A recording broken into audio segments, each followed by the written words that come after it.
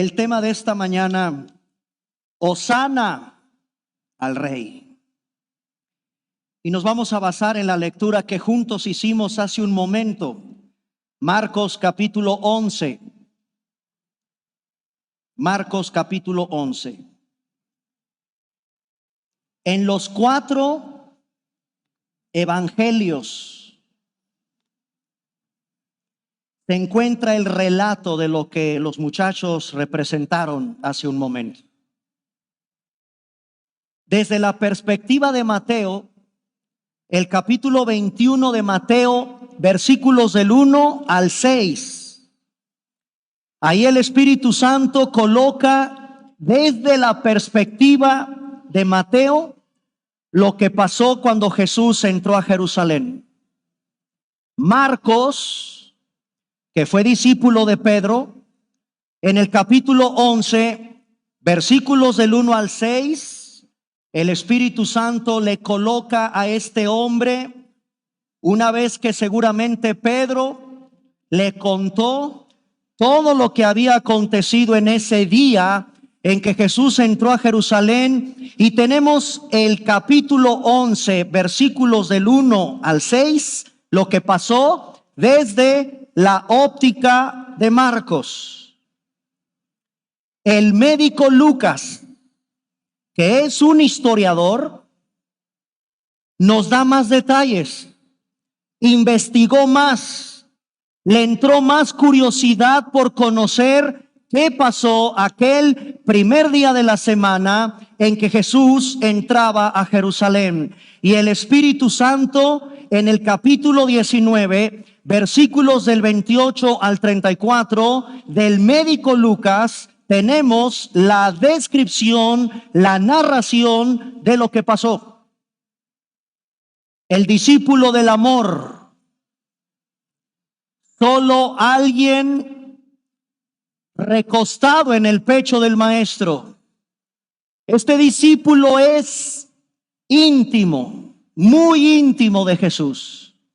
Y en el capítulo 12 del Evangelio de Juan, versículos del 12 en adelante, 12 y 13, Juan también registra la entrada triunfal de Cristo a Jerusalén.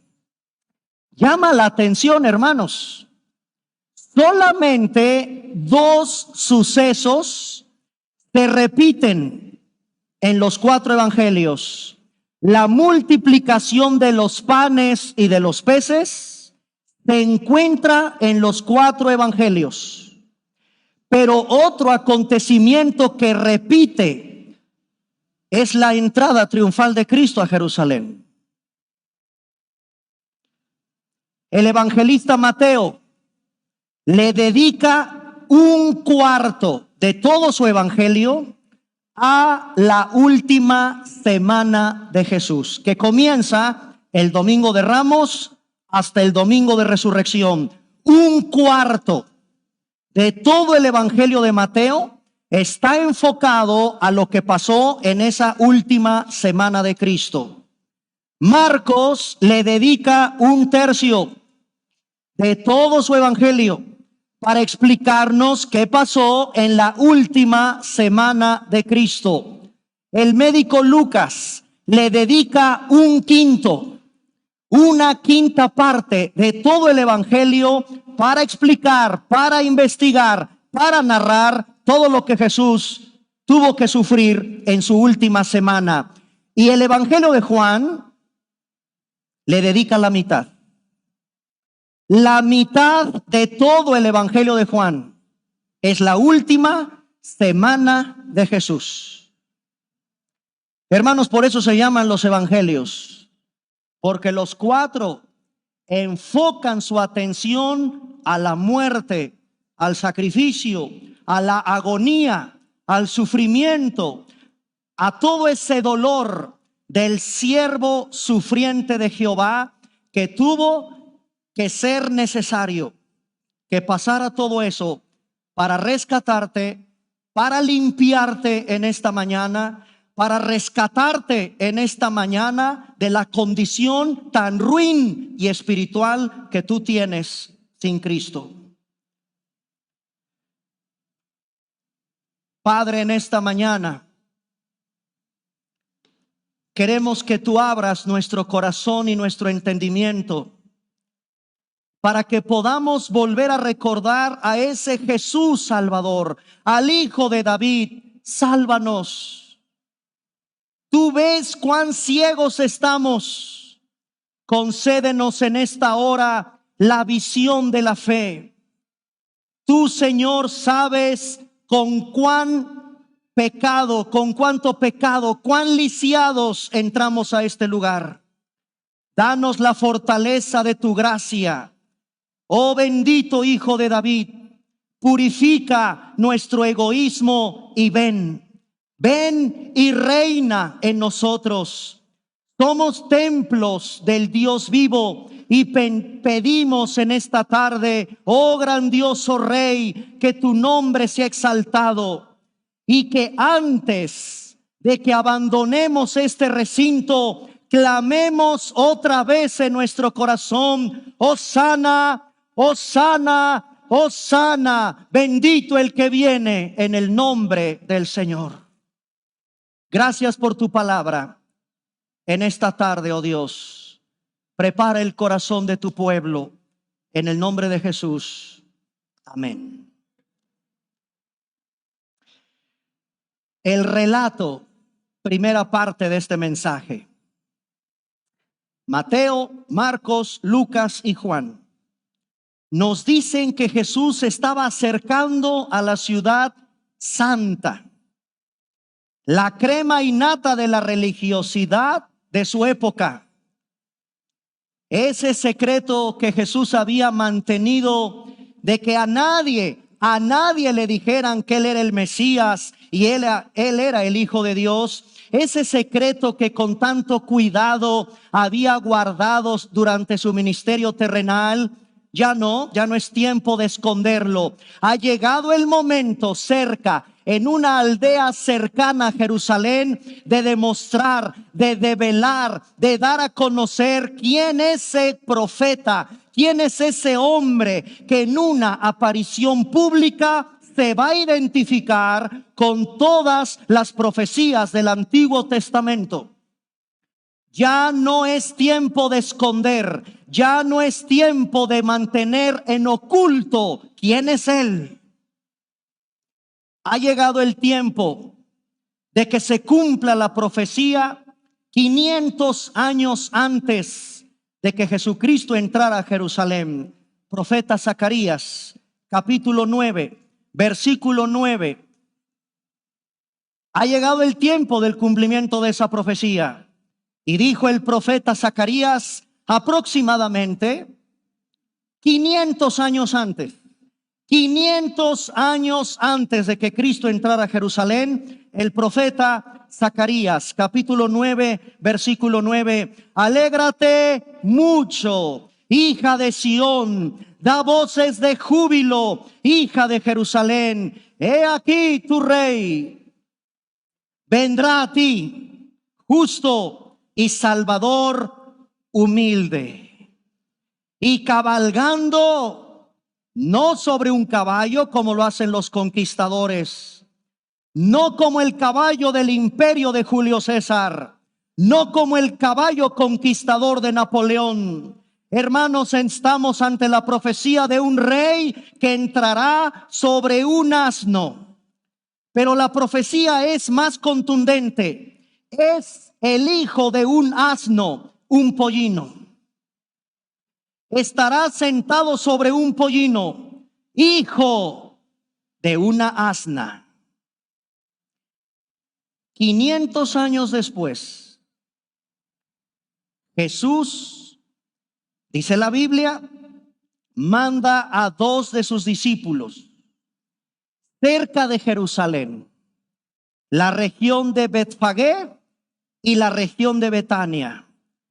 Hay una tremenda multitud ahí, miles de personas. Los teólogos, los historiadores coinciden que de acuerdo a lo que históricamente pasaba ahí, porque hermanos, los varones arriba de 20 años estaban obligados No era de que si querías ir, hijo, ya cumpliste los 20 años. Había 3 fiestas anuales, 3 fiestas en el año, donde los varones arriba de los 20 años eran obligados a participar en las fiestas. Y una de esas fiestas es Pesaj, la fiesta de la Pascua. Hay mucha gente ahí, hay mucha conmoción ahí. Jesús tiene ya cierta fama. Unos días atrás, ni más ni menos que resucitó a un hombre de 4 días de haberse sepultado. Díganme si no corrió como pólvora la noticia de que ese hombre fue capaz de levantar a un amigo. Lázaro estaba ya cerca de Jerusalén y de repente aquella noticia empezó a pulular y corrió como pólvora. Tan fuerte fue lo que pasó con la resurrección de Lázaro, que también lo querían matar. A Lázaro.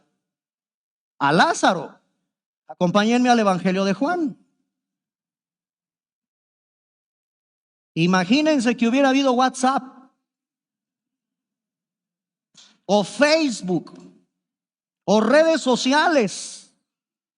Y ahorita cómo corren las noticias. Imagínate cuando Jesús levantó a Lázaro, 4 días de haber sido sepultado. Dice el Evangelio de Juan, capítulo 12, versículo 9. Y de estas historias un poco escondidas en la Biblia, dice Juan capítulo 12, que nos llama mucho la atención cómo estos religiosos querían matar ya no tanto a Jesús, también querían matar a Lázaro.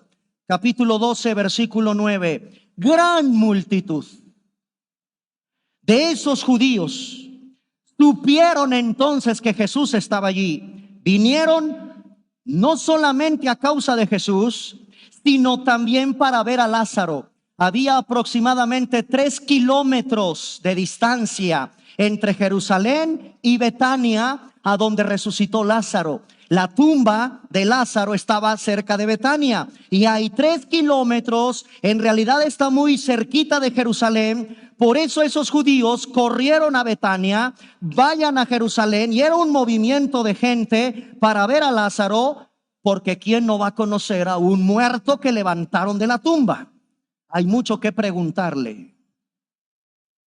Hay mucho que preguntarle a un muerto. Y ese morbo sigue existiendo hasta el día de hoy. Famosos artistas, periodistas, científicos han tratado de indagar qué hay más allá de la muerte. Famosas celebridades como la señora Talina Fernández, que ya murió, tuvo la trágica pérdida de una de sus hijas, y esta señora se atrevió a consultar con una bruja, con un medium, para saber dónde estaba Mariana Levy, mi niña, dónde está mi pequeñita. Claro, hermanos, ese dolor por ignorar la Biblia, ese dolor por ignorar quién es Cristo, ese morbo que te provoca saber qué hay más allá de la muerte, seguramente lo tenían todas esas multitudes que querían ver a Lázaro y preguntarle acerca de la muerte. Versículo 10. Pero los principales sacerdotes acordaron darle muerte también a Lázaro, porque a causa de él muchos de los judíos se apartaban y creían en Jesús. Amén. Eso provocó, desde luego, hermanos, más gente, mucho más algarabía cuando Jesús se va acercando a Jerusalén. Los ojos de los romanos están sobre ese hombre. Pero qué curioso, como ustedes lo vieron aquí en la representación, si hubiera aquí en la narración bíblica un soldado romano que hubiera de inmediato impedido que ese hombre provocara semejante alboroto, la Biblia lo hubiera revelado. ¿Quiénes fueron los que provocaron ¿Quiénes fueron los que estaban enojados? ¿Quiénes estaban allí tratando de impedir ese escándalo y esas palabras, glorificando y exaltando a ese hombre como rey? Los religiosos. Es interesante, hermanos, que los soldados del imperio romano, solo expectantes, cuidando el orden de la ciudad. No hubo alguien que se atreviera como soldado del imperio impedir que ese humilde carpintero de Nazaret entrara triunfante como un victorioso rey. Otros seguramente recordaron la profecía de Zacarías que acabamos de leer. Hay mucho, hermanos, que pensar en todo el ambiente que se gestó cuando Jesús está por entrar a Jerusalén. El pueblo tiene, eso sí, la esperanza de que ese hombre los libertara del yugo del imperio romano. Jesús no es una figura política. Hay un milagro recién efectuado. Hay miles de seguidores, hay mucha algarabía a causa de la llegada de Cristo a Jerusalén. Y se acerca. Hermanos, ya vieron que los evangelios nos dicen que estaba cerca y llegó a Betfagé y Betania, cerca del monte de los olivos. No pierdas de vista dónde está Jesús ahí. Está preparando su entrada. Y es en Betania donde Jesús preparó su salida de este mundo. El monte de los olivos, la región de Betania, es muy interesante en la Biblia. Hermanos en Cristo y damas que nos acompañan y caballeros, ese monte tiene historia. El monte de los olivos, vean Zacarías capítulo 14 versículo 4. Ahí está Cristo preparando su entrada triunfal a Jerusalén. Ahí será el mismo lugar donde Él regrese por segunda vez. Zacarías capítulo 14 versículo 14. Una vez más las profecías de la Biblia. Dice el profeta Zacarías en el capítulo 14 versículo 14. 14:4. Y se afirmarán sus pies, Zacarías 14:4, en aquel día sobre el monte de los olivos, que está frente a de Jerusalén al oriente. Y el monte de los olivos se partirá por en medio, hacia el oriente y hacia el occidente, haciendo un valle muy grande. Y la mitad del monte, dice el profeta en esta profecía que apunta al regreso de Cristo por segunda vez, se apartará hacia el norte y la otra mitad se apartará hacia el sur.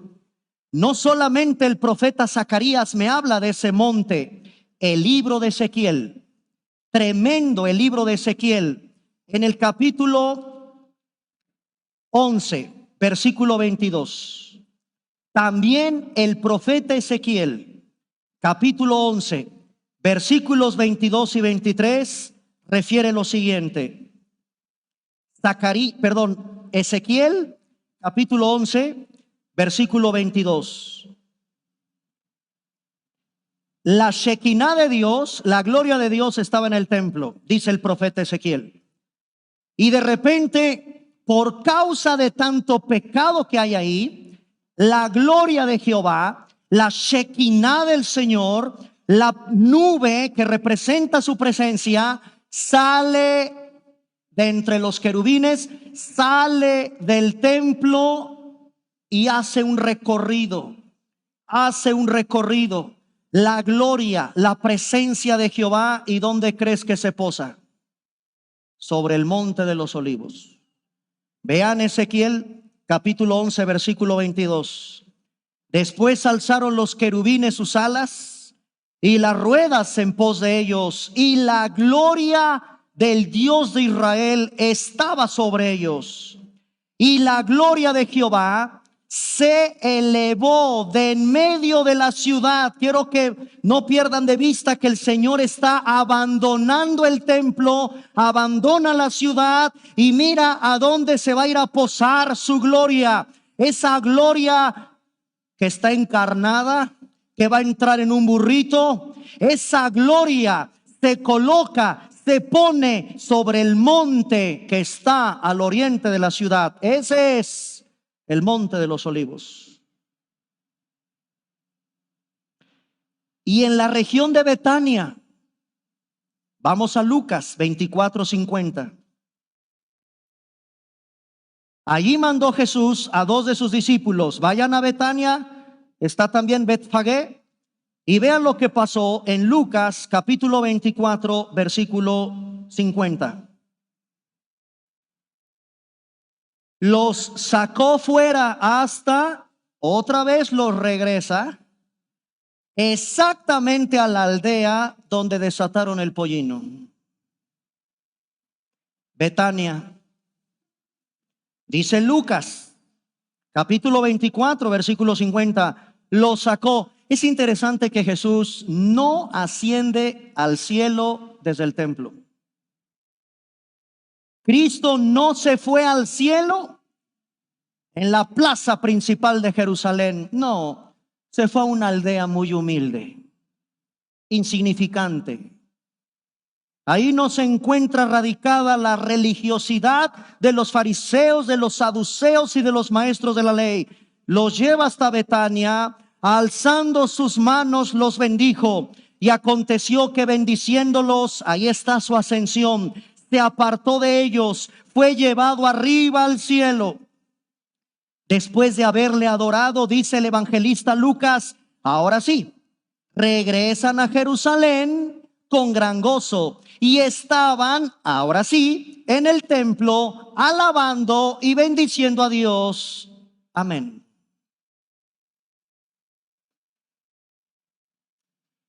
¿Ven cómo es interesante estos detalles en la Biblia?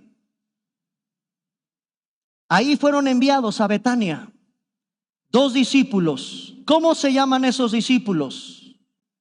No conocemos el nombre. Mateo refiere que trajeron esos 2 hombres el asna.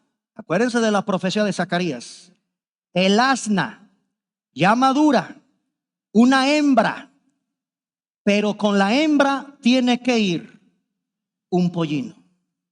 Jesús se coloca no sobre la madre burra. Jesús monta un indomable, salvaje animalito que nadie lo había montado.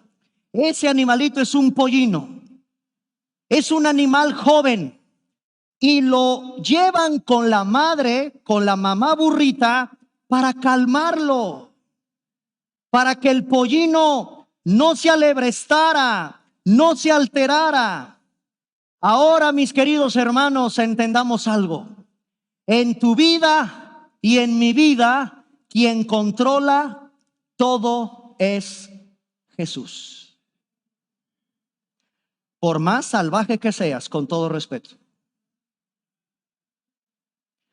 Aunque te digan que eres indomable, con Dios bajas las manitas.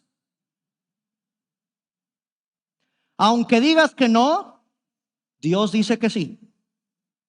Deja, mi querido hermano, que en esta tarde las enseñanzas de la Escritura nos permitan conocer que Cristo es el que controla todo en nuestra vida.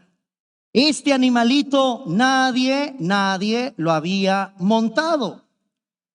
Es un pollino. Y miren qué reflexión tan hermosa. Nadie había montado ese pollino. Cuando Jesús se encarnó, cuando Cristo nació en Belén, cuando vino a este mundo, vino a través de una virgen. Nadie había tocado a esa mujer. Nadie ha tocado a María. María es virgen. No hay sexo ahí. No hay un hombre ahí. María es virgen. Cuando Jesús muere y lo entierran en un sepulcro donde nadie había sido puesto ahí.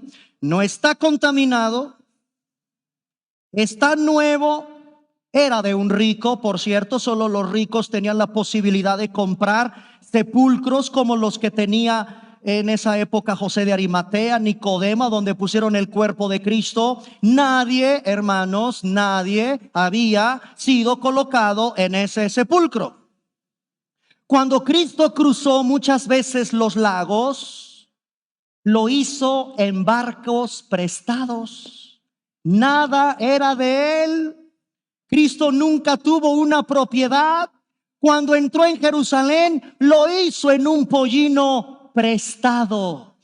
No era dueño, aunque en el fondo sí es dueño.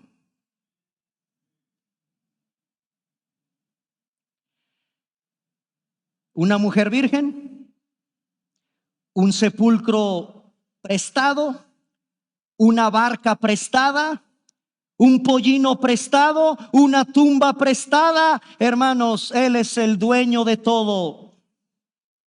Pon tus ojos en la eternidad, no en lo material. Pongamos nuestra mirada no en aquello que es temporal.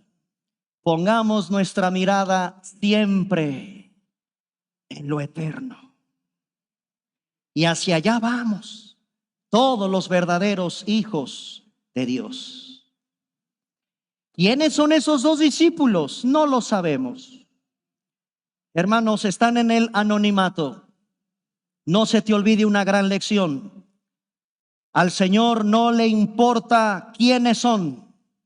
Al Señor le importa lo que haces.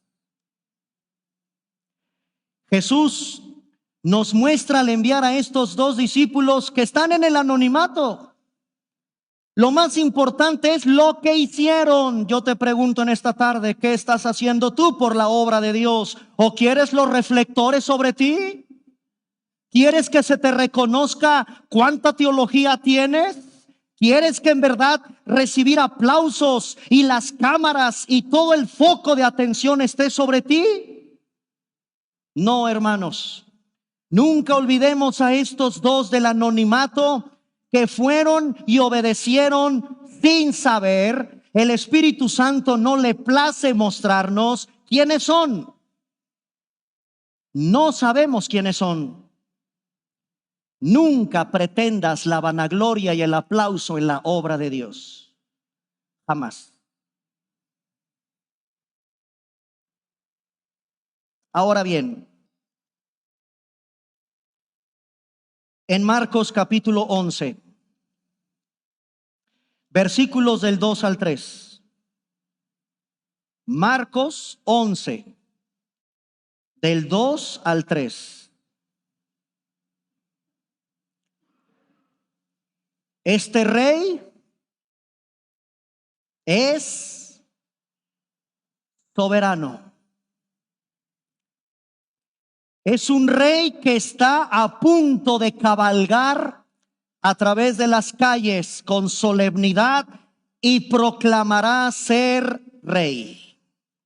Pero quiero llamar la atención ustedes, hermanos, de la soberanía.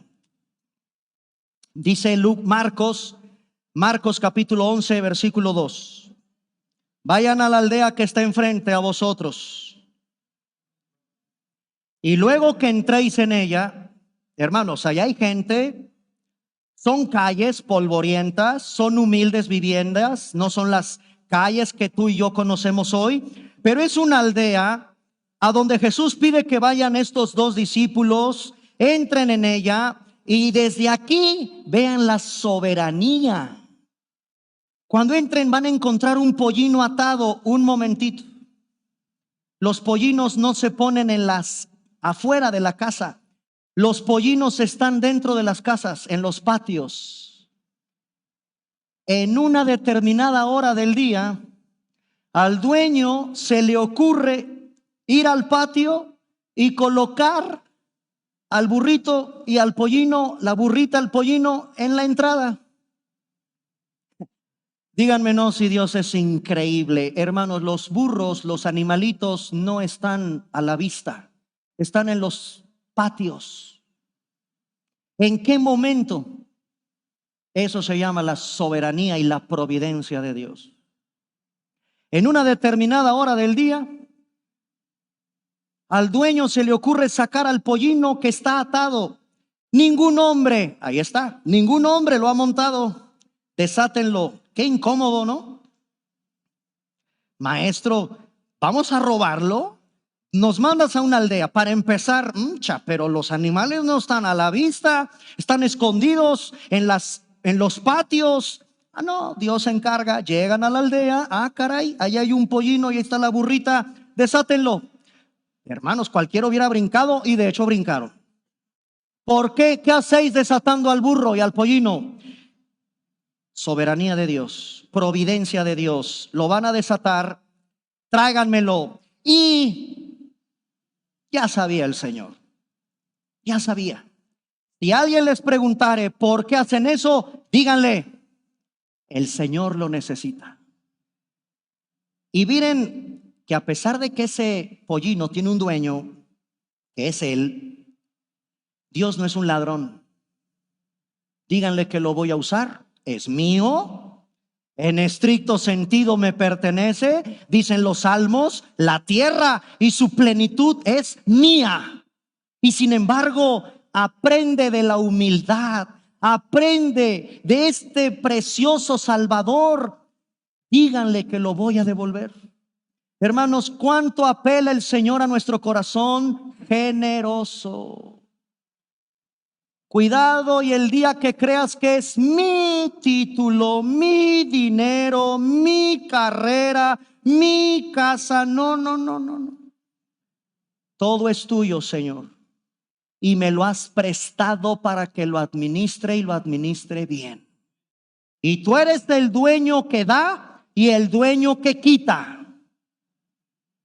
Díganle que el Señor lo necesita y luego lo devolverá. Este es un rey soberano que sabe que hay un pollino, que los dueños lo iban a prestar. El Señor está al control de todo. Al control de todo. Dice la palabra de Dios, versículo 4, fueron, hallaron el pollino atado. Ya vieron, por eso el Espíritu Santo aquí nos aclara. Ese pollino estaba afuera. No, eso no es común. Eso no puede ser. Los animales no están ahí, pero aquí sí, porque Dios es el que orquesta todo su plan para cumplirlo. Ese pollino resulta que estaba atado afuera a la puerta, y el Espíritu Santo todavía es más claro por si te queda una duda. En el recodo del camino. No, ahí no hay animales. Y lo desataron. Obvio, uno de los que estaban allí, ¿qué hacen desatando el pollino? Tal como Jesús lo había mandado, lo dijeron. Y versículo 7, entramos a este rey aclamado. Trajeron el pollino a Jesús. Ya vieron que es el pollino, no la burra, la hembra madura. Jesús se va a montar sobre el pollino. Y aquí hay varios detalles que quiero llamar la atención de todos ustedes.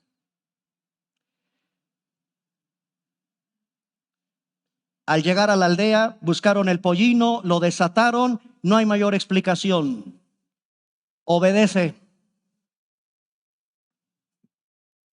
Obedece. Sin mayor explicación, obedece. Eso hicieron los discípulos. Una encomienda incómoda. Obedece. ¿Cómo le voy a decir eso a mi novia? Que no obedece. ¿Cómo le voy a decir eso? Obedece. Son situaciones incómodas que a veces el Señor nos pide que hagamos. Obedece. Y así lo hicieron.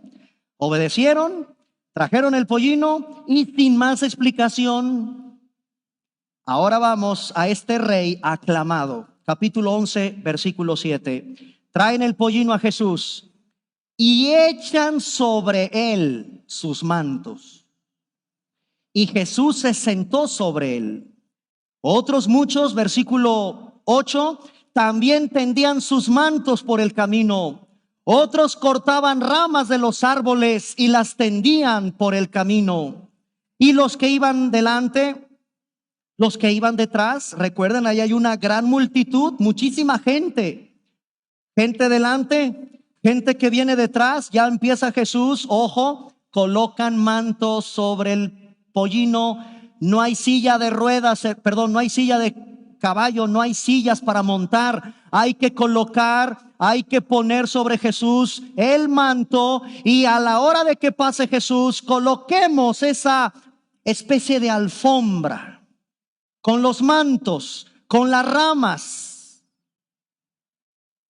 Y dice la Biblia, los que iban delante, los que iban detrás, daban voces diciendo: Hosana, bendito el que viene en el nombre del Señor, bendito el reino de nuestro padre David que viene, Hosana en las alturas. Príncipes de la tierra, reyes y gobernantes que me escuchan de este mundo, presten oídos. Voy a citar al predicador Charles Spurgeon. Hay uno que reclama ser contado entre ustedes, oh soberanos de la tierra. Ese es Jesús. Dice Spurgeon: abran paso, emperadores, ábranle paso, monarcas, abran paso al hombre que nació en un pesebre, abran paso al hombre cuyos discípulos eran pescadores, abran paso al hombre cuya túnica era muy humilde, como la de un humilde campesino. No, señores gobernantes, este rey no lleva una corona, excepto la de las hirientes espinas. Este hombre es más suntuoso que ustedes. No cubre sus lomos con púrpura, pero es mucho más imperial que ustedes. No calza sandalias de plata adornadas con perlas, pero es más glorioso que ustedes. Ábranle paso. Hosana, que sea proclamado nuevamente rey, que estime su lugar sobre su trono, muy por encima de todos los reyes de la tierra. Esto es lo que hizo Jesús, proclamarse como lo que es el más grande rey de todos los tiempos.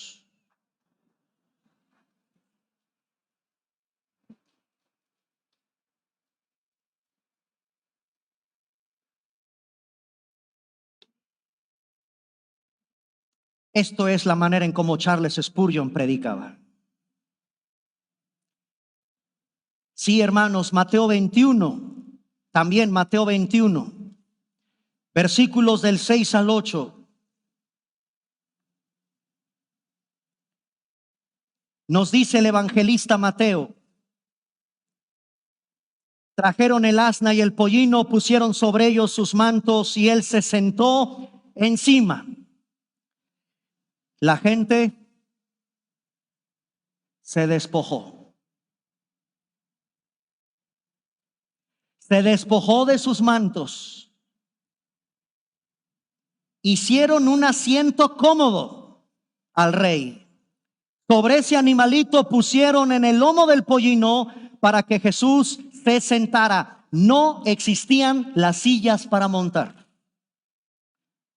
Las ropas también las arrojaban por el camino, como un gesto de honor y celebración mientras él cabalga hacia la ciudad.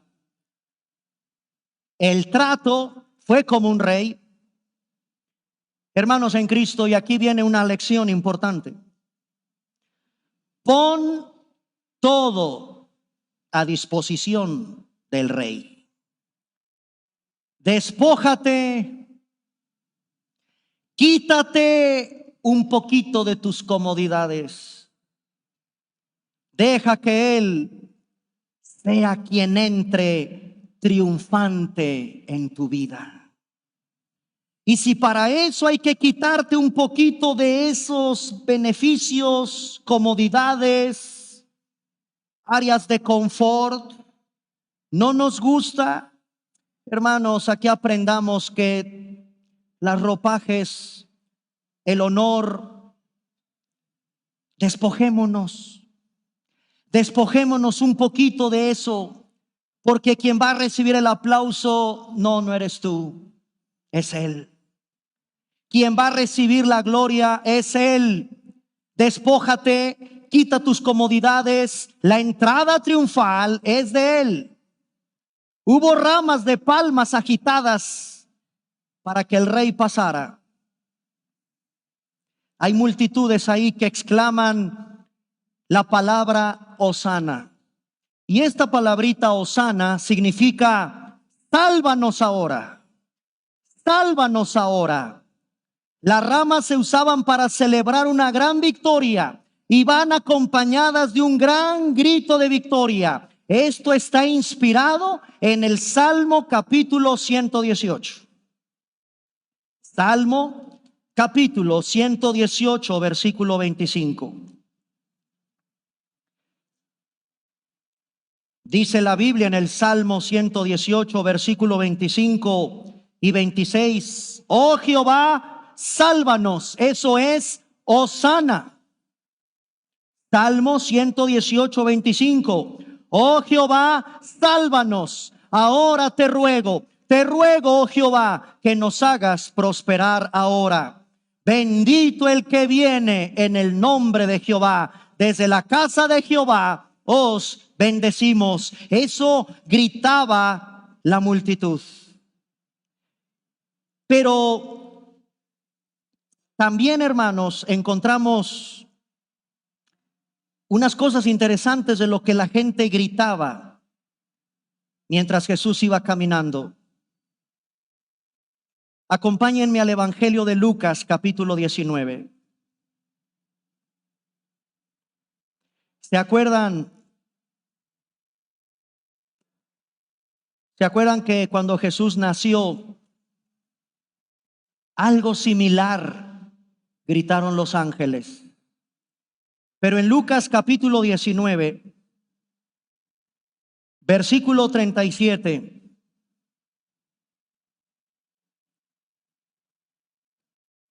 Lucas 19, 37 al 39. No estamos en Navidad, ¿estamos de acuerdo? Cuando celebramos aquí en la iglesia Navidad, recordamos ese canto de los ángeles que decían: gloria a Dios, hosana en las alturas. Y miren lo que la Biblia en Lucas 19 del 37 al 39 nos dice: cuando llegaban ya cerca de la bajada del monte de los olivos, toda la multitud de los discípulos, gozándose, comenzó a alabar a Dios a grandes voces por todas las maravillas que habían visto. Y escucha, se parece al canto de los ángeles en Navidad. Bendito el Rey que viene en el nombre del Señor. Paz en el cielo, ahí está, paz en el cielo, gloria en las alturas. Se parece al canto de los ángeles. Algunos de los fariseos, y aquí entran en acción unos personajes muy curiosos. Qué bueno que los chicos se animaron a representarlos. Porque dice Lucas capítulo 19, versículo 40. Desde el versículo 39, algunos de los fariseos que estaban ahí entre toda la multitud se acercan a Jesús, se acercan al maestro, y mira lo que les dice estos fariseos a Jesús: Maestro, reprende a tus discípulos. Jesús en el versículo 40 les dijo: os digo que si estos se callaran, las piedras clamarían. ¿Sabes qué está diciendo Cristo aquí? Que Él tiene una autoridad imperial cósmica.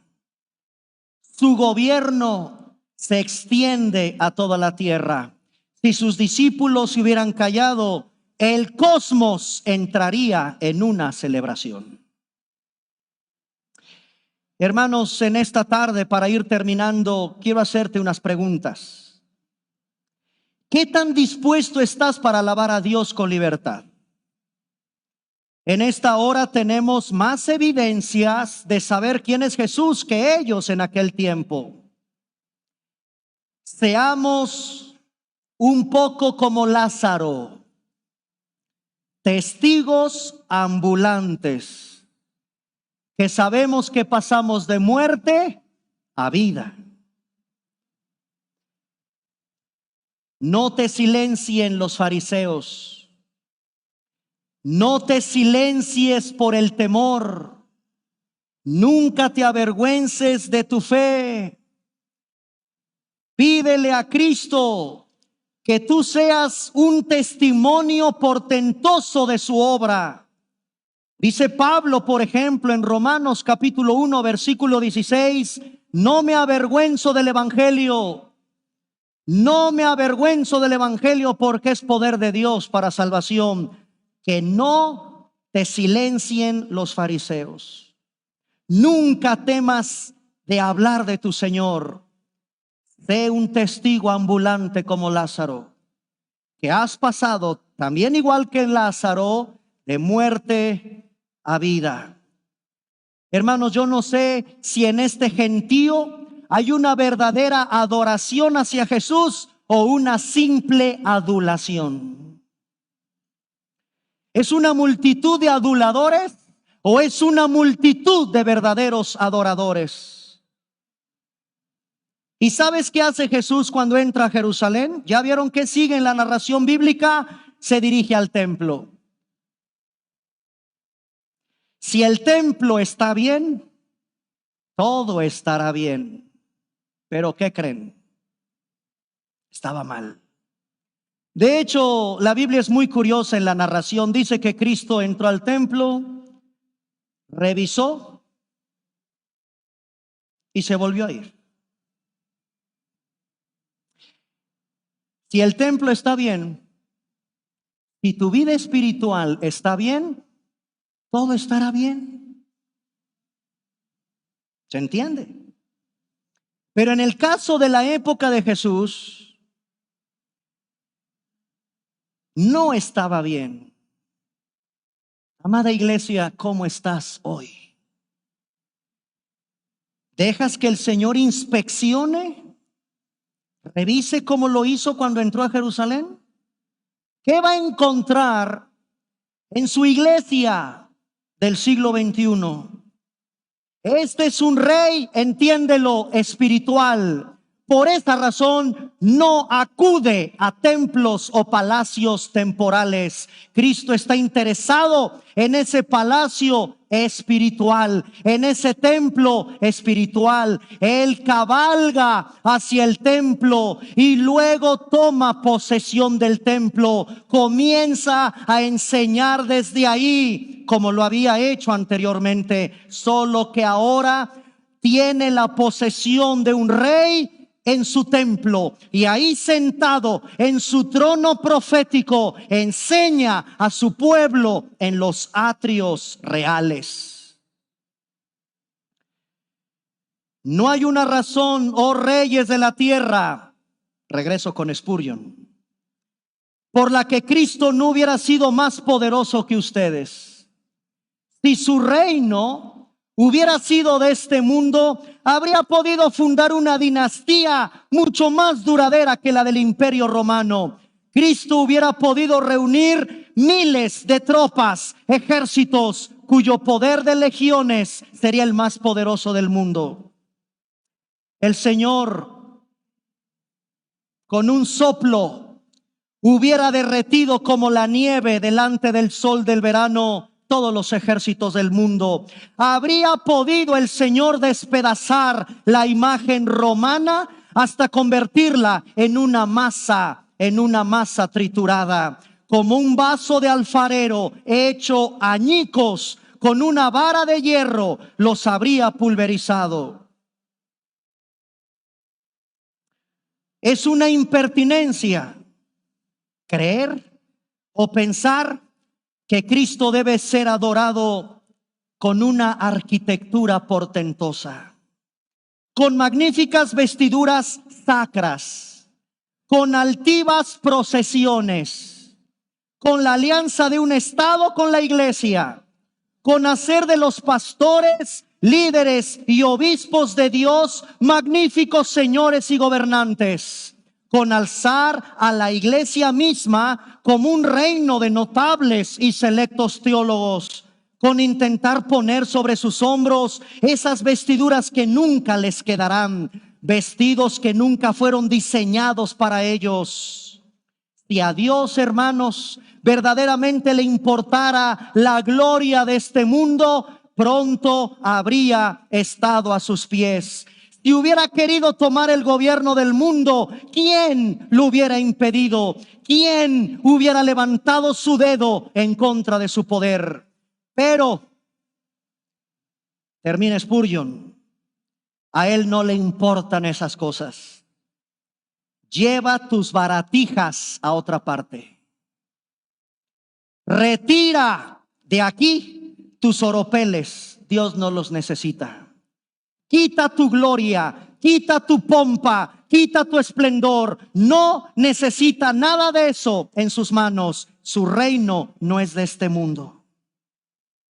Pues de lo contrario, sus ministros estarían cubiertos de púrpura y sus siervos sentados en medio de los príncipes, pero a él no le importa eso. Oh iglesia de Cristo, oh iglesia de Cristo, si tienes que desdeñar también lo que tu esposo desdeña, hazlo. Oh iglesia de Cristo, él pudo haberlo tenido todo, pero no lo quiso. Y nos impartió la lección de que si todas estas cosas pudieran ser de la iglesia, sería bueno que lo pasaras por alto, porque todas estas cosas no son para ti. Yo no estoy destinado a brillar con una gloria que nunca ha sido mía. Así termina, entre otras observaciones, el príncipe de los predicadores, en una reflexión que nos deja con mucha lección en esta tarde, hermanos, acerca de la humildad con la que Jesús entró a la ciudad de Jerusalén. Y en esta tarde, al volverlo a recordar, nos llevamos eso en el corazón. ¿Por qué entró? Para morir. Días después, parte de esa multitud pidió que lo crucificaran. Y así, hermanos, de ser un hombre rodeado de multitudes, quedó solo en la cruz.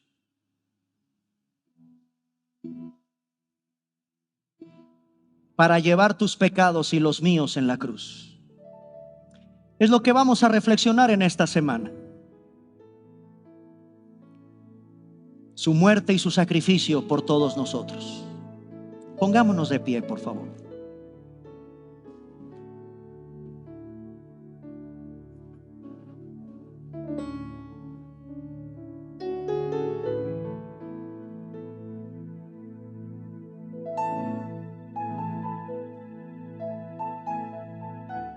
Antes de abandonar este lugar, clamemos otra vez: Hosana, bendito el que viene en el nombre del Señor. Oremos. Padre,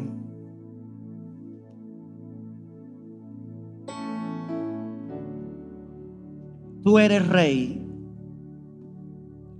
un rey de reyes, el más grande de todos, Señor de señores. Vendrás otra vez. Oh Dios, nos ha tocado vivir en esta época de la gracia.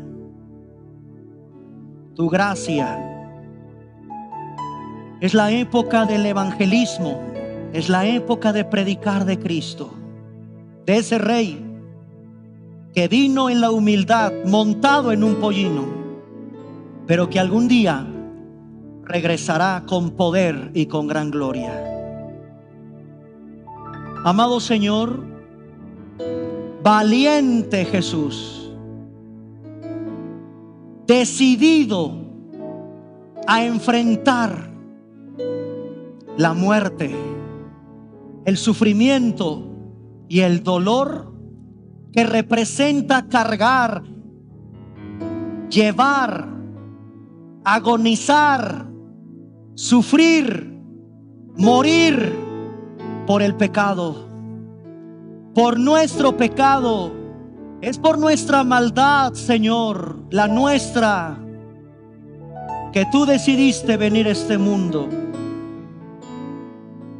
a cabalgar por esas calles polvorientas como el humilde y más grande Rey que eres. Gracias, Señor, porque tú eres el que gobierna mi vida. El predicador R.C. Sproul, en un libro que tiene el burrito, que el rey que montó un burrito, habla precisamente de eso. Ese rey es el que gobierna mi vida, Señor. Yo necesito dirección y te tengo a ti. Te tengo a ti como el centro de mi vida. Te doy gracias en esta tarde por tu muerte, tu sacrificio, tu decidida valentía de dar toda tu sangre para limpiarme de mis pecados. Nunca comprenderemos de este lado de la eternidad el profundo amor que representó morir por nosotros en esa cruz. Hosana, Hosana, sálvanos ahora, Señor. Gracias te damos por tu palabra en esta tarde. Amigos que nos visitan por primera vez, quizás estás todavía conectado a la transmisión. En esta tarde, mi amigo, te pido que vengas a Cristo. Arrepiéntete de tus pecados. Mi amigo, la Biblia dice que Jesús vino al mundo, caminó entre nosotros con la única finalidad de ir a morir y llevar en una cruz tus pecados y los míos. La Biblia dice, mi amigo, que sin esa sangre derramada, ese sacrificio, tú y yo no tenemos esperanza. Te pido con todo mi corazón que esta fecha, que estos días de tanta reflexión en la muerte de Cristo, vengas a Él y te arrepientas. Es decir, cambia tu manera de vivir, cambia tu manera de pensar y deja que Dios controle tu vida. La Biblia dice que tú y yo somos pecadores. No tenemos dirección, brújula. Somos como animales salvajes. Nos autodestruimos. Somos fácilmente engañados y nos engañan. Estamos rodeados de un mundo de mentiras y de maldad. Pero en esta tarde, mi amigo, ese humilde rey que entró en la ciudad de Jerusalén montado en un pollino es el camino, la verdad y la vida. Síguelo y ven a Él en esta tarde. Hosana, Señor, salva, salva a todas las personas que en esta tarde tu Espíritu Santo abra su entendimiento, abra su corazón, para que puedan descubrir la profunda necesidad que tenemos de ti, de ser perdonados y de ser limpiados en la preciosa sangre de tu amado Hijo. Gracias por tu palabra en esta tarde, Señor. En el nombre de Cristo. Amén.